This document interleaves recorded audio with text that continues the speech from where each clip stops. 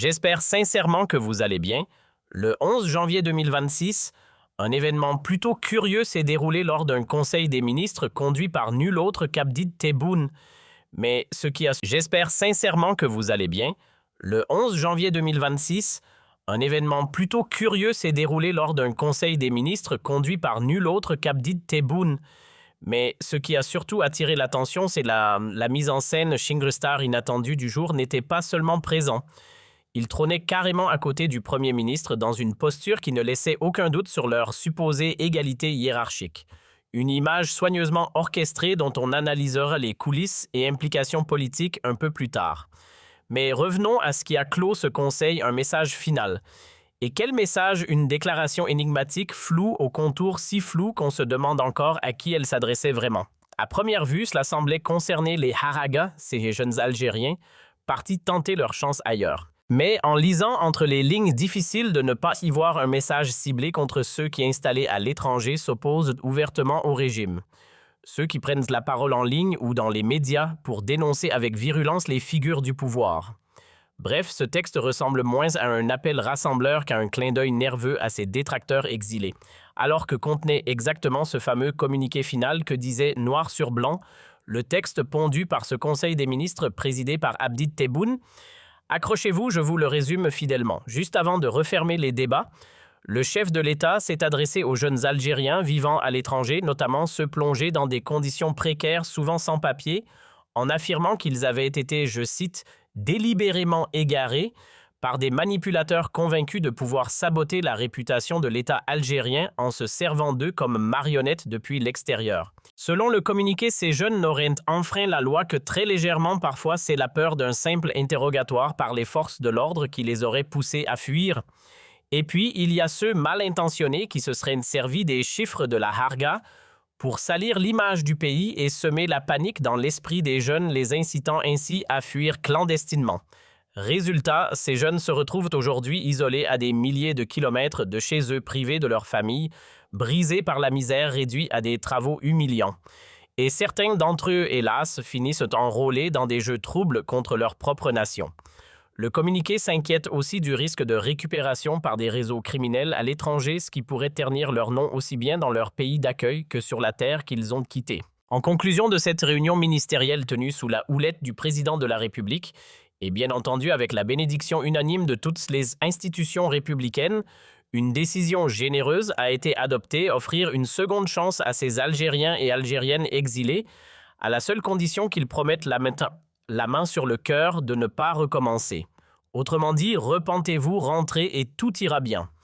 Les consulats algériens à l'étranger seront donc chargés de piloter ce processus de retour au bercail, jusqu'à ce que ces enfants perdus retrouvent le giron national.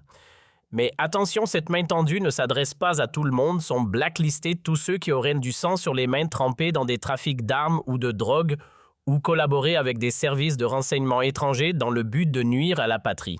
Voilà donc comment s'achève ce communiqué daté du 11 janvier 2026, un texte sans précédent.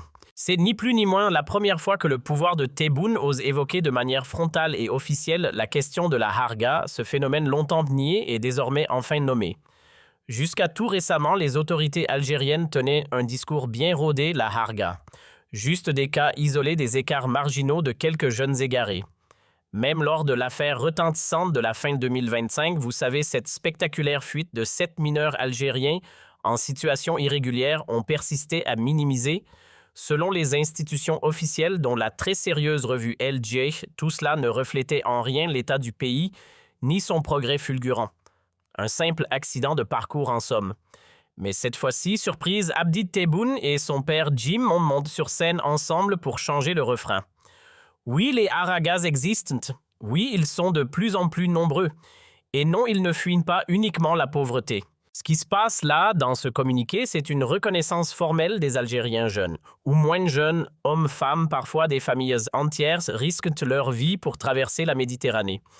Et pas juste pour chercher un emploi. On a toujours voulu croire que seuls des jeunes déboussolés prenaient la mer, mais là on évoque sans le dire tout haut que même des adultes, des seniors, bref, des citoyens de tous âges sont poussés à fuir. Et qui sait si ça continue, on va peut-être finir par inventer un nouveau verbe harjir, tellement le phénomène dépasse désormais les cadres traditionnels. Eh bien, voilà, le masque tombe, le régime Tebboune finit par lâcher le morceau. Oui, une majorité de ces jeunes n'a pas fui la justice pour des délits graves ou des affaires de droit commun. Non. Ce n'est pas la peur d'un procès pour vol ou agression qui les a fait partir. Ce qui les a fait fuir, des convocations souvent floues de la police ou de la gendarmerie pour des raisons bien connues sous le nom très pratique de atteinte à l'ordre public. En vérité, ce sont des poursuites à caractère politique. Et là, c'est dit noir sur blanc. Tebboune et son gouvernement reconnaissent noir sur blanc que des jeunes Algériens ont fui leur propre pays illégalement parce qu'ils étaient visés pour leurs opinions. Ce document, c'est un aveu d'État. On admet enfin que l'exil n'était pas économique mais politique. Et qu'entend-on par trouble à l'ordre public? Rien de plus qu'un post sur Facebook appelant à manifester. Une pancarte brandie dans la rue. Un cri pour la démocratie. Une critique virulente du président ou de ses hommes. Un simple message exigeant du changement. Voilà, c'est ça les faits similaires. Voilà ce qu'on reprochait à ces jeunes avoir levé la voix.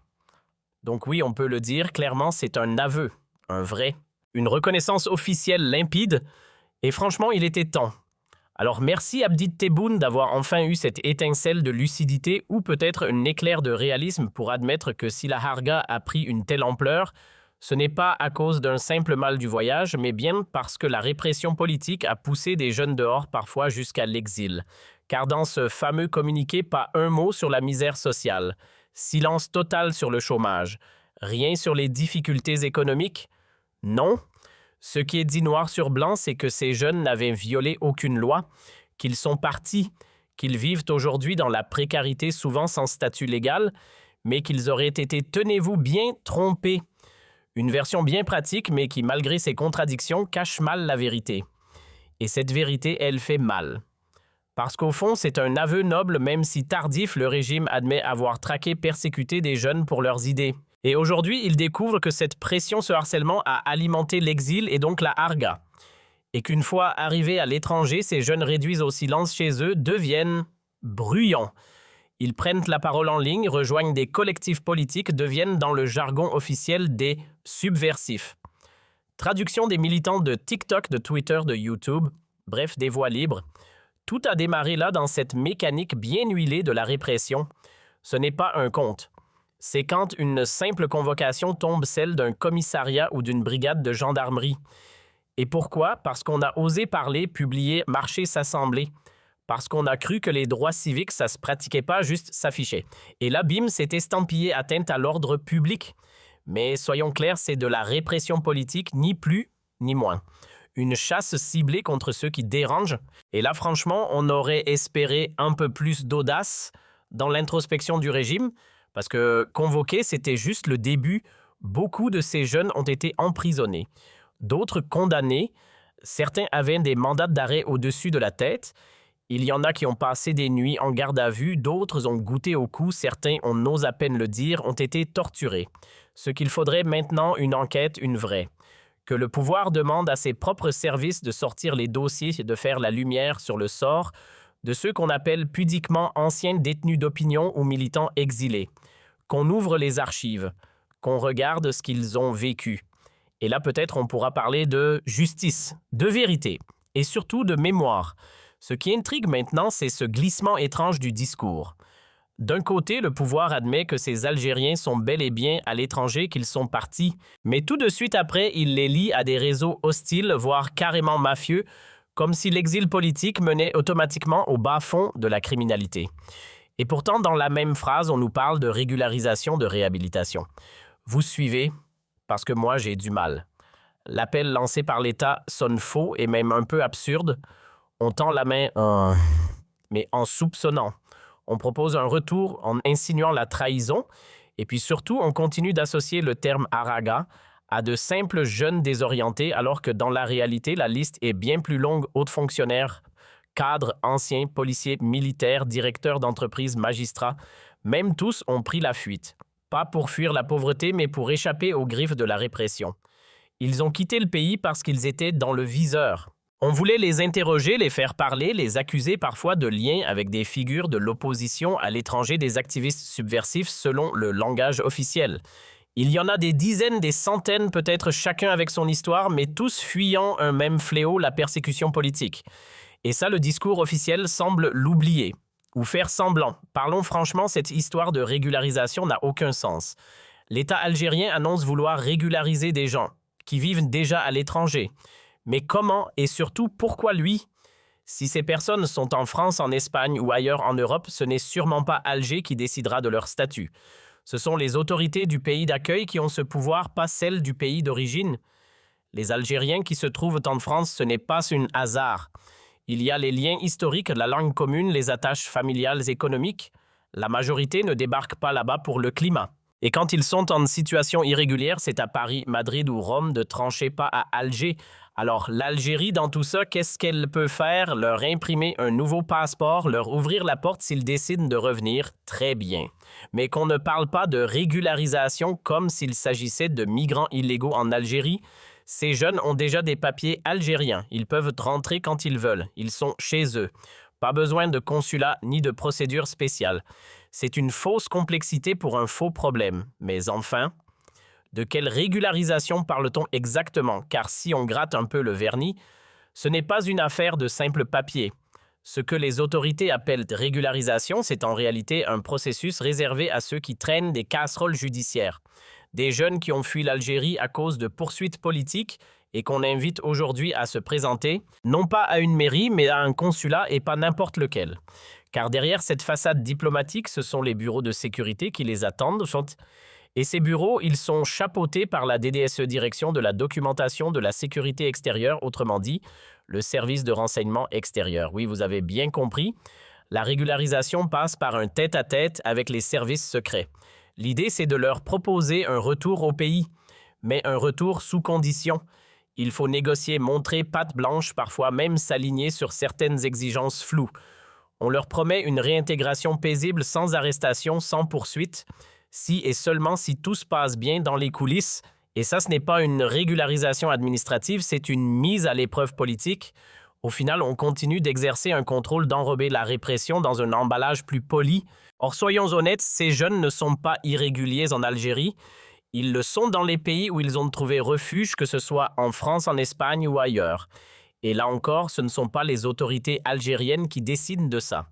Alors pourquoi ce théâtre, le fameux passeport algérien? Tout tourne autour de ce bout de papier. Si tu l'as encore parfait, tu peux rentrer.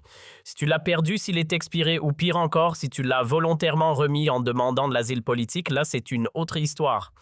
Et c'est là que le consulat entre en scène, officiellement pour t'aider, officieusement pour te ramener dans le giron du fameux plan de réconciliation nationale, la stratégie ML. En clair, on te propose un retour au pays à une seule condition. Tu laisses tomber toute implication politique, toute critique, toute appartenance à un mouvement que le pouvoir considère comme subversif. Mais attention, dans la bouche des autorités algériennes, subversif ne veut pas dire extrémiste. Non, non, c'est beaucoup plus large, ça va du journaliste indépendant au simple citoyen, qui poste un tweet un peu trop critique sur Abdid ou son entourage. Moi, je vais être honnête, sur le fond, l'initiative a du mérite. Elle force le régime à sortir du déni. Elle montre qu'ils admettent enfin au moins en creux que des jeunes ont quitté l'Algérie pour fuir la répression politique. Et rien que pour ça, c'est déjà un pas. Alors là, on atteint le sommet de l'incohérence. Le texte, dans sa grande générosité, prévoit une régularisation, mais attention, pas pour tout le monde. Sont expressément exclus les auteurs de crimes de sang, les trafiquants d'armes de drogue et tous ceux qui auraient collaboré avec des services de renseignement étrangers dans le but de nuire à l'Algérie. Sur le papier, ça a l'air carré, mais dans les faits, c'est du grand flou. On parle d'exilés politiques, de gens qui ont fui une convocation, une répression, pas d'individus en cavale pour meurtre ou cartel. Et là, on balance crime de sang dans le même sac. Mais c'est quoi concrètement le texte? Commence par évoquer des jeunes poursuivis pour des motifs liés à l'ordre public, donc des manifestations, des opinions, des posts sur Facebook, puis il glisse subitement vers le registre du crime organisé. C'est à n'y rien comprendre. En vérité, cette grâce qu'on propose ressemble plus à une amnistie conditionnelle. Tu reviens, tu passes par le consulat et ses petits bureaux de sécurité, et si ton passé est propre, tu peux rentrer. Mais attention, il faut un casier vierge. Pas de drogue, pas d'armes, pas de collab avec l'ennemi. OK?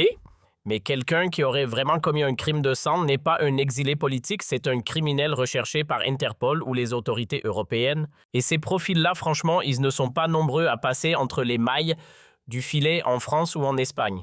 Les petits délinquants, pickpockets, revendeurs, peut-être. Mais les gros poissons, ils finissent un temps de prison de pointe. Alors pourquoi mélanger tout ça? Pourquoi brouiller les pistes?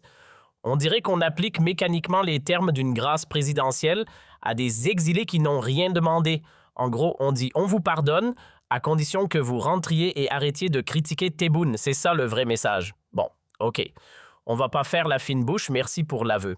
Rien que ça, c'est déjà un petit pas, un frémissement dans le bon sens. Pour une fois, l'État algérien regarde la réalité en face et admet noir sur blanc qu'il y a eu des cas nombreux de répression politique. Et pas de la petite intimidation de coin de rue dont des jeunes ont été poussés, contraints. Je pèse mes mots à fuir leur pays dans l'illégalité au péril de leur vie pour tenter de reconstruire quelque chose en Europe. Ces Aragas ne sont pas juste des aventuriers économiques. Cet aveu, c'est déjà une forme de lucidité officielle et ça, c'est pas rien. Mais maintenant, parlons du retour et surtout à quel prix? Ces jeunes, une fois de retour en Algérie, pourront-ils encore s'exprimer librement, qui leur garantit qu'ils ne seront pas de nouveau convoqués au poste pour un post Facebook un peu trop direct, qu'ils ne seront pas arrêtés pour avoir manifesté pacifiquement ou pour avoir tenté de créer un mouvement citoyen, rien ne le garantit aujourd'hui. Ils sont partis parce que leur liberté a été piétinée, parce que leur dignité a été broyée. Et là, on leur tend la main, mais sans garantie. Alors, on pose la vraie question, qu'est-ce qui leur assure, une fois rentrés chez eux, qu'ils auront vraiment retrouvé leurs droits fondamentaux, le droit d'exister, de penser, de critiquer? En un mot, d'être libre. L'IM, j'en ai déjà parlé dans plusieurs de mes émissions, le même je connais bien. À vrai dire, j'ai même été approché à un moment pour y participer. Et il faut le reconnaître, soyons justes, cette initiative a permis à plusieurs figures de la diaspora d'être réhabilitées, d'anciens membres de Rachad du MAC, du EAC, d'autres opposants politiques notoires, des hommes et femmes qui avaient fui l'Algérie et qui ont, grâce à cette politique, pu revenir sans crainte. On leur a levé les condamnations supprimées, les mandats d'arrêt effacés, les restrictions judiciaires. La justice a effacé l'ardoise, c'est arrivé, c'est réel. Mais à quel prix? Presque tous, pas tous, certes, mais l'écrasante majorité de ceux qui sont revenus dans le cadre du MEM ou du MCHEM lancé en 2022, oui, ce n'est pas d'hier, ont dû faire un sacrifice monumental, celui du silence. En clair, tu remets les pieds en Algérie, tu déposes aussi ta voix. Fin de la politique, fin de l'engagement. Tu deviens un citoyen neutre. Enfin, si on peut encore appeler ça citoyen, parce qu'au fond, que vaut une citoyenneté? Si tu n'as pas le droit de t'exprimer, si prendre la parole sur la situation de ton propre pays peut te coûter ta liberté, si critiquer même de manière constructive, même respectueusement, est vu comme un acte de défi, être réduit au silence, ce n'est pas vivre en paix, c'est vivre muselé. Alors oui, il y a un vrai malaise. Le fond du processus pose question, sa finalité surtout. Mais en même temps, soyons justes, c'est un pas. Et ce pas, moi, je le salue. Je vous parle franchement, je crois profondément au retour. Je n'ai jamais considéré l'exil comme une fatalité. L'Algérie, c'est notre maison. Et je suis convaincu qu'un jour ou l'autre, elle devra rouvrir ses bras à tous ses enfants. Tous, sans tri, sans condition. Ceux qui ont dû s'enfuir pour des raisons politiques méritent bien plus qu'une tolérance symbolique, ils méritent d'être pleinement réhabilités. Et oui, de revenir. Mais revenons à la vraie question, on rentre dans quel pays? Un pays où il faut baisser la tête à jamais, où la parole libre devient un luxe interdit, ou bien un pays qui nous accueille tel qu'on est avec nos opinions, nos voix, notre mémoire. Ce n'est pas un simple retour géographique, c'est un retour de dignité. Est-ce qu'on nous tend la main pour qu'on existe de nouveau ou pour qu'on se taise à jamais? Je crois que cette interrogation mérite un débat à part entière. Parce que rien que cette reconnaissance officielle du